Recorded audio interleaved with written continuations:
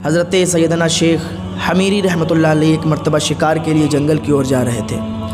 جنگل کے قریب ہی پہنچے تھے کہ ایک سانپ آ گیا آپ کے سامنے اور اپنی دم کے بل کھڑا ہو گیا اور درد مندانہ اپیل کرنے لگا، گزارش کرنے لگا کہ حضور ہماری مدد کیجیے، ہمارے پیچھے ہمارا ظالم دشمن پڑا ہوا ہے، وہ ہمیں ہلاک کرنا چاہتا ہے، ختم کرنا چاہتا ہے، ہمارا قتل کرنا چاہتا ہے، آپ اللہ کے نیک بندے ہیں، آپ ہماری مدد کیجیے۔ حضرت سیدنا شیخ حمیری رحمتullah علیہ فرماتے ہیں کہ میں تیری مدد کیسے کروں، میں تجھے کہاں چھپاؤں؟ تو وہ سانپ کہتا ہے مجھے اپنے پیٹ کے اندر چھپا لیجئے۔ وہ سانپ کہتا ہے کہ اپنے پیٹ کے اندر چھپا لیجئے۔ حضرت سیدنا شیخ حمیری فرماتے ہیں تجھے میں اپنے پیٹ کے اندر کیسے چھپاؤں؟ تو وہ کہتا ہے اگر آج آپ میرے ساتھ یہ نیکی کریں گے اور مجھے اپنے پیٹ کے اندر چھپائیں گے، مجھے قتل کرنے سے بچائیں گے، تو کل قیامت کے دن یہ نیکی آپ کے کام آئے گی۔ تو حضرت سیدنا شیخ حمیری رحمتullah علیہ نے اپنا منہ کھولا اور وہ سانپ آپ کے منہ میں چلا گیا اندر۔ اتنے میں ایک نوجوان ہاتھ میں تلوار اور آپ کی طرف آیا، پوچھا کیا آپ نے ادھر سانپ کو دیکھا ہے؟ آپ نے فرمایا میں نے سانپ کو نہیں دیکھا۔ اس نے کہا آپ نے سانپ کو دیکھا بھی ہے اور مجھے ایسا لگتا ہے کہ آپ نے اپنی چادر میں چھپایا ہے۔ تو حضرت سیدنا شیخ حمیری فرماتے ہیں کہ میں نے اپنی چادر میں اسے نہیں چھپایا، میں نے اس سانپ کو دیکھا ہی نہیں۔ تو وہ نوجوان واپس چلا جاتا ہے، سانپ اپنا منہ باہر نکالتا ہے اور سیدنا شیخ حمیری سے عرض کرتا ہے کیا وہ ظالم دشمن چلا گیا؟ تو آپ فرماتے ہیں ہاں وہ تیرا دشمن ہاتھ میں تلوار لے کر آیا تھا تجھے مارنے کے لیے، اب وہ چلا گیا ہے، اب تو بھی واپس آ جا، تو بھی میرے پیٹ سے باہر نکل جا تاکہ مجھے تکلیف نہ ہو۔ تب وہ سانپ کہتا ہے اب میں تیرے پیٹ سے نہیں نکلوں گا، اب میرے لیے دو راستے ہیں، یا تو میں تیرے دل میں چھید کروں گا یا تو میں اپنا زہر تیرے اندر ڈال دوں گا اور تجھے مار ڈالوں گا۔ حضرت سیدنا شیخ حمیری فرماتے ہیں کہ ایک تو میں نے تیری مدد کی، تو نے مجھ سے مدد کے لیے کہا، میں نے تیری مدد کی، تیری جان بچائی، اب تو میری جان لینا چاہتا ہے۔ سانپ کہتا ہے کہ تم بہت بڑے بیوقوف ہو، پاگل ہو، کیا تمہیں نہیں معلوم کہ تمہارے باپ آدم کے ساتھ ہم نے کیسی دشمنی کی تھی؟ پھر تم نے ہماری جان کیوں بچائی؟ تم نے ہمیں کیوں بچایا؟ ہمارے پاس نہ تو کوئی سواری تھی، نہ تو ہمارے پاس کوئی مال و دولت تھی جس کی لالچ میں تم نے ہمیں بچایا ہو۔ تو حضرت سیدنا شیخ حمیری فرماتے ہیں ہم نے کسی لالچ کی خاطر تیری جان نہیں بچائی، ہم نے جو تیری جان بچائی ہے فقط اللہ رب العزت کی رضا حاصل کرنے کے لیے، اور جو نیکیاں ہم کرتے ہیں وہ نیکیاں ہمارے ساتھ ہمارے کام میں آتی ہیں، اور کل میدان محشر میں بھی ان نیکیوں کی جب ضرورت پڑے گی تو یہی سب نیکیاں کام آئیں گی۔ ہم نے تو فقط اللہ کی رضا کے لیے تیری جان بچائی، تو کیسی احمقانہ باتیں کرتا ہے؟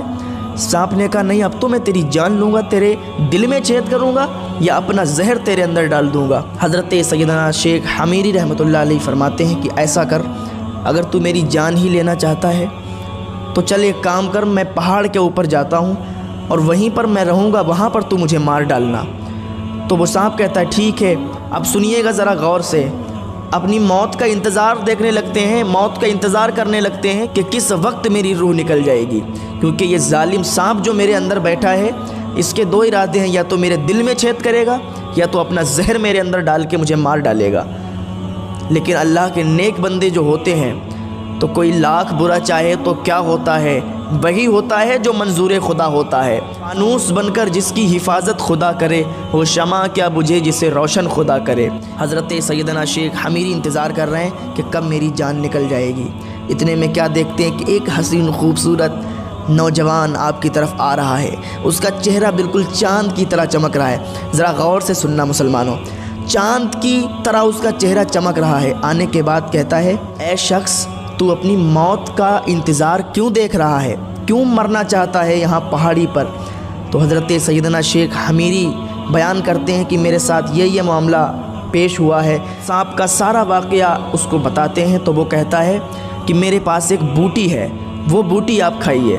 حضرت سیدنا شیخ حمیری کو وہ نوجوان ایک بوٹی دیتا ہے۔ حضرت سیدنا شیخ حمیری اس کو کھاتے ہیں تو آپ کے پیٹ میں ایک ہلچل سی مچتی ہے، آپ پورے کانپنے لگتے ہیں۔ پھر حضرت سیدنا شیخ حمیری کو وہ شخص، وہ نوجوان دوسری بوٹی دیتا ہے۔ جب وہ دوسری بوٹی کھاتے ہیں تو اور ہلچل مچتی ہے، آپ اور کانپتے ہیں۔ جب تیسری بوٹی وہ دیتا ہے اور آپ تیسری بوٹی جب کھاتے ہیں تو سانپ کے ٹکڑے ٹکڑے ہو جاتے ہیں اور سانپ پکھانے کی راہ سے نکل جاتا ہے، مر جاتا ہے سانپ۔ تو حضرت سیدنا شیخ حمیری عرض کرتے ہیں کہ اے نوجوان، تجھے میں نے کبھی دیکھا نہیں، تجھے کبھی بھی اپنے قریب میں نے نہیں دیکھا، تو کون ہے، کہاں سے آیا ہے، اور میری مدد کے لیے اتنی اونچی پہاڑی پر تو کہاں سے آ گیا؟ تو وہ بیان کرتا ہے کہ میں کوئی اور نہیں ہوں، میں تیری وہی نیکی ہوں جو تو نے ابھی سانپ کے ساتھ کی تھی، اور تو نے فقط اللہ کی رضا کے لیے یہ نیکی کی تھی۔ آسمان میں فرشتوں نے اللہ رب العزت کی بارگاہ میں دعا کی، اے پروردگار، تیرے بندے نے تیری رضا کے لیے ایک سانپ کی مدد کی، اور وہی سانپ اس کا اب ظالم دشمن بن چکا ہے، اور وہی سانپ اسے مارنا چاہتا ہے۔ اے پروردگار، اے مالک، اس کی جان بچا۔ تو اللہ رب العزت نے مجھے حکم دیا، جس نیکی کو تو نے ابھی کیا ہے، جس نیکی کو تو نے کمایا ہے، وہی میں تیرا نیک عمل ہوں جو آج تیری جان بچانے کے لیے اللہ کی طرف سے تیرے پاس آیا ہوں۔ تو یہ نیک عمل ہمارے کام آتے ہیں، اس بات سے مجھے 100% یقین ہے اللہ رب العزت کی ذات پر کہ اگر ہم 1 روپیہ بھی خرچ کریں گے نا تو اللہ تعالیٰ ہمیں 100 گنا اس کا عطا کرے گا۔ بہت سے آپ لوگوں میں مالدار لوگ ہوں گے جنہیں یہ نہیں معلوم کہ ہم اپنا پیسہ کیسے خرچ کریں، کہاں لگائیں جس سے ہم نیکی کمائیں۔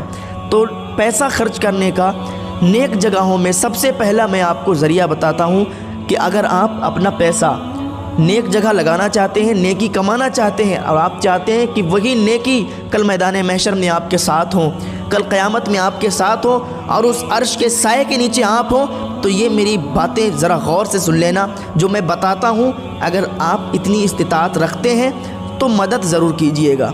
سب سے پہلی بات میں آپ کو بتا رہا ہوں، اگر مدد آپ کسی کی کرنا چاہتے ہیں تو مدرسے میں چلے جائیے۔ مدرسے میں جو طلبہ پڑھتے ہیں اس میں کئی بچے ایسے ہوتے ہیں کہ جن کے پاس خرچہ بھی نہیں ہوتا ہے، جن کے پاس خرچ کرنے کے لیے روپیہ پیسہ نہیں ہوتا ہے، جو اپنی وہ ضرورت پوری کر سکیں، اپنے شوق پورے کر سکیں۔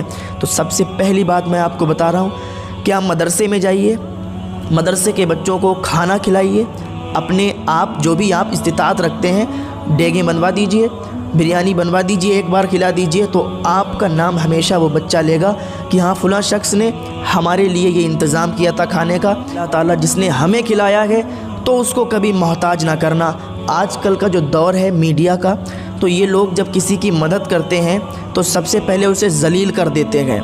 ابھی میں نے سنا تھا کہ ایک ایسا بندہ بھی ہے جو رات کے سمے نکلتا ہے اور وہ رکشے پر وہ سب سامان رکھتا ہے، یا تو اوڑھنے کا، لیٹنے بچھانے کا، کھانے پینے کا سارا سامان رکشے پر رکھتا ہے۔ جو بھی راستے میں اسے دکھتا جاتا ہے اس کی وہ مدد کرتا جاتا ہے، اسے وہ چیزیں مہیا کروا دیتا ہے، وہ چیزیں اسے دے دیتا ہے۔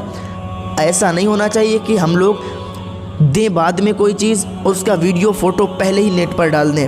تو سب سے پہلی بات تو یہ ذلیل کرنا ہو گیا، یہ مدد کرنا نہیں ہوا، اس کا تمہیں ثواب نہیں ملے گا، تم اس کو ذلیل کر رہے ہو، اپنے آپ کو پرموٹ کر رہے ہو، اپنے آپ کو فیمس کر رہے ہو۔ تو اپنے آپ کو فیمس کرنے کے لیے یہ سب مت کیجئے، غریبوں کی مدد کیجئے آرام سے، کسی دوسرے کو پتہ نہ چلے، تمہارے اور اللہ کے درمیان رہے۔ دوسری چیز یہ ہے کہ آپ اپنی مسجد میں پیسے دیجئے، کوئی اگر چیز نہیں ہے، پنکھا خراب ہے تو پنکھا لگوا دیجئے، جب تک وہ پنکھا چلتا رہے گا نمازی اسے دعا دیتے رہیں گے اور اس کے ہر بگڑے کام بنتے رہیں گے۔ آج کام ہم لوگوں کے اس لیے نہیں بنتے ہیں، بلائیں ہمارے گھروں میں اس لیے رہتی ہیں، دعائیں ہماری اس لیے قبول نہیں ہوتی ہیں کیونکہ ہم اللہ کا فرمان بھول گئے۔ اللہ 5 ٹائم ہمیں مسجد میں بلا رہا ہے، ہم لوگ نافرمانی کرتے ہیں، مسجد میں نہیں جاتے ہیں۔ میرے بھائیوں، اگر آج تم ایک نیکی کرو گے تو اس کا بدلہ یہاں بھی تمہیں ملے گا اور کل میدان محشر میں بھی تمہیں ملے گا۔ اتنی چھوٹی زندگی کے لیے ہم لوگ اتنا کچھ کر دیتے ہیں، اتنا پیسہ اکٹھا کر لیتے ہیں، اتنے مکان اکٹھا کر لیتے ہیں، بنا لیتے ہیں، جو ہماری آنے والی نسلیں اس کو یوز کرتی ہیں، لیکن ایک دن ایسا آتا ہے کہ ہم لوگ انا للہ و انا الیہ راجعون، ہم لوگ وصال کر جاتے ہیں، انتقال کر جاتے ہیں، ہمارا پیسہ، روپیہ، مال و دولت سب دھرا رہ جاتا ہے۔ لیکن کبھی اکیلے میں بیٹھ کر رات کی تنہائی میں سوچنا کہ اگر ہم اپنا پیسہ کسی غریب بچے کو دے دیں گے، کسی مدرسے میں کسی یتیم کو دے دیں گے، اگر کسی کو کھانا کھلا دیں گے، کسی غریب کی مدد کر دیں گے، تو کل یہ میدان محشر میں نیکیاں بن کر ہمارے سامنے کھڑا ہوگا اور ہماری شفاعت کے لیے کافی ہوگا۔ یہ ہم کبھی نہیں سوچتے ہیں۔ اگر یہ سوچنے لگیں تو اللہ کی قسم آپ نہ یہاں ذلیل ہوں گے نہ وہاں رسوا ہوں گے، آپ یہاں بھی کامیاب ہوں گے وہاں بھی کامیاب ہوں گے۔ تو ہاتھ جوڑ کے میری آپ سے اپیل ہے، دردمندانہ گزارش ہے کہ اللہ رب العزت کی بارگاہ میں آپ آئیے۔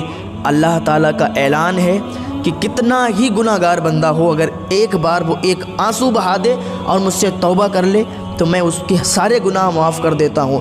اور اللہ رب العزت تو ایسا ہے کہ ایک آنسو سے، ایک توبہ سے سارے گناہ معاف فرما دیتا ہے۔ تو اس رب کو ہم بھولے بیٹھے ہیں جو 70 ماؤں سے زیادہ ہمیں پیار کرتا ہے، 70 ماؤں سے زیادہ چاہتا ہے۔ ایک ماں سے اگر بچہ کہے ماں تو وہ کہے گی بیٹا، پھر وہ کہے ماں تو وہ کہے گی بیٹا، تیسری بار بھی اس نے ماں کہا، چوتھی بار بھی ماں کہا۔ اگر 7-8 بار بیٹے نے ماں سے ماں کہہ دیا تو ماں جھنجھوڑ کے بولے گی پاگل کیسی باتیں کرتا ہے، کیا ماں لگا رکھا ہے۔ لیکن اللہ تو ایسا ہے کہ ایک بار اس کا بندہ کہتا ہے یا رب یا اللہ تو 70 بار وہ اپنے بندے کو پکارتا ہے کہ اے میرے بندے بتا کیا کام ہے، اے میرے بندے بتا کیا کام ہے۔ اس رب کو ہم لوگ بھولے بیٹھے ہیں جو ہمیں 70 ماؤں سے زیادہ پیار کرتا ہے۔ تو آؤ، ابھی آپ کے پاس ٹائم ہے، آ جاؤ۔ وہ ایک بندہ بازار میں کھڑا ہو کر اور کچھ کہہ رہا، تو لوگوں نے پوچھا کہ میاں کیا کہہ رہے ہو؟ تو وہ کہتا ہے آج ہم اللہ رب العزت سے تمام لوگوں کی صلح کروانا چاہتے ہیں، لیکن اللہ تو مان رہا ہے لیکن لوگ نہیں مان رہے۔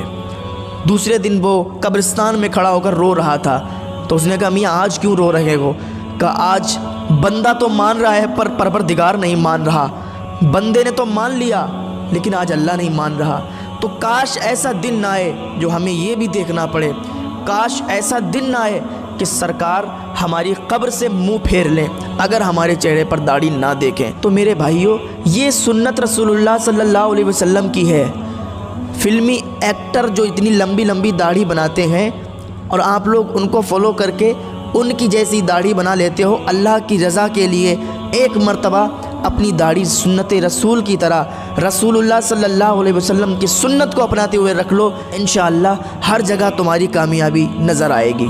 میرا کوئی فرمان یا حکم نہیں ہے، یہ اللہ تعالیٰ کا حکم ہے، اللہ تعالیٰ کا فرمان ہے۔ میں کون ہوتا ہوں آپ سے کہنے کے لیے کہ آپ آئیے نماز پڑھنے کے لیے؟ میں تو ایک پیغام پہنچانے والا ہو گیا، لیکن آپ کا رب آپ سے کہہ رہا ہے کہ آؤ آؤ نماز کی طرف، لیکن ہم لوگ بھلا بیٹھے ہیں، ہم لوگ نہیں جاتے۔ اللہ تعالیٰ ہمیں توفیق دے نمازیں پنجگانہ ادا کرنے کی، اللہ تعالیٰ ہمیں توفیق دے غریبوں کی مدد کرنے کی۔ اور آج کل مسلمانوں میں یہ بڑی خرابی ہے کہ بھائی بھائی سے لڑا مرا جا رہا، ایک بھائی دوسرے کی جان لینے پر تلا ہوا ہے، دوسرا بھائی دوسرے کی جان لینے پر تلا ہوا ہے۔ میرے بھائی، یہ سب لڑائی زیادہ دن کی نہیں ہے، ایک دن ہوگا جو گھر والے رونے لگیں گے اور تیری روح پرواز ہو جائے گی، تو اس دنیا سے چلا جائے گا، ابھی تیرے پاس وقت ہے۔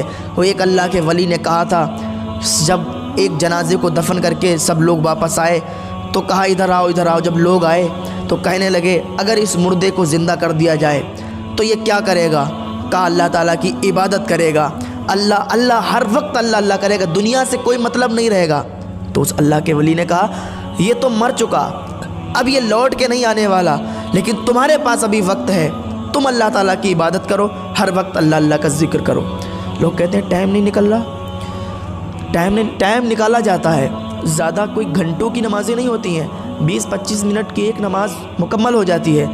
اللہ کے لیے 20-25 منٹ نہیں آپ نکال سکتے؟ فنکشن کے لیے، شادی کے لیے آپ ٹائم نکال دیتے ہیں 2-2 4-4 گھنٹے، لیکن اللہ رب العزت کے لیے بھی آپ 20 منٹ نکالیے، آئیے مسجد کی طرف آئیے اور 5 ٹائم نماز ادا کر کے تو دیکھیے، پھر دیکھیے کہ آپ کی زندگی میں کیسے 4 چاند لگ جائیں اور کیسے آپ سکون کی زندگی گزاریں۔ کیا کہا تھا اس سانپ نے کہ اگر اللہ رب العزت کی رضا کے لیے میری جان بچاؤ گے تو یہ نیکی تمہارے کام آئے گی۔ وہ دشمن تھا ان کا، لیکن آپ نے اللہ کی رضا کے لیے اس کی مدد کی، وہی نیکی ایک نوجوان انسان کے روپ میں آ کر اور آپ کی مدد کرتا ہے۔ تو ایک وعدہ کیجئے، اگر آپ اپنے سگے بھائی سے دشمنی رکھتے ہیں، بول چال نہیں رکھتے ہیں، تو اللہ کے لیے آپ اپنے بھائی سے بولیے، رشتہ داروں سے بولیے، دوست سے بولیے۔ تو آج یہ فقیر حقیر بہت گناہ گار آپ کی بارگاہ میں یہ عرض کرتا ہے کہ اگر پروردگار نے مجھے بخش دیا، اگر پروردگار نے مجھے جنت میں جانے کی اجازت دے دی، تو اللہ رب العزت کی ذات کی قسم کھا کے کہتا ہوں، جتنے لوگ اپنے بھائی اپنے رشتہ دار اپنے دوستوں کو آج معاف کریں گے تو کل قیامت میں ہم انہیں اپنے ساتھ جنت میں لے کے جائیں گے۔ میں بہت بڑا گناہ گار ہوں، لیکن اتنا بڑا جملہ بول گیا۔ اگر میری بخشش ہوتی ہے، اگر میری شفاعت ہوتی ہے، اور آپ آج ہی سے اپنے بھائی کو معاف کر دیں، بولنے لگیں اس سے رشتہ قائم کریں، اپنے رشتہ دار سے بولنے لگیں، ان سے رشتہ قائم کریں، اپنے دوست سے بولیں، رشتہ قائم کریں، تو کل یہ فقیر میدان محشر میں اگر میری شفاعت ہوتی ہے، اگر مجھے جنت میں جانے کا پروانہ ملتا ہے، تو اللہ کی قسم میں آپ لوگوں کو بھی اپنے ساتھ میں جنت لے کے جاؤں گا۔ یہ میرا وعدہ ہے آپ سے۔ اللہ رب العزت ہمیں نیک عمل کرنے کی توفیق عطا فرمائے، نیک کام کرنے کی توفیق عطا فرمائے۔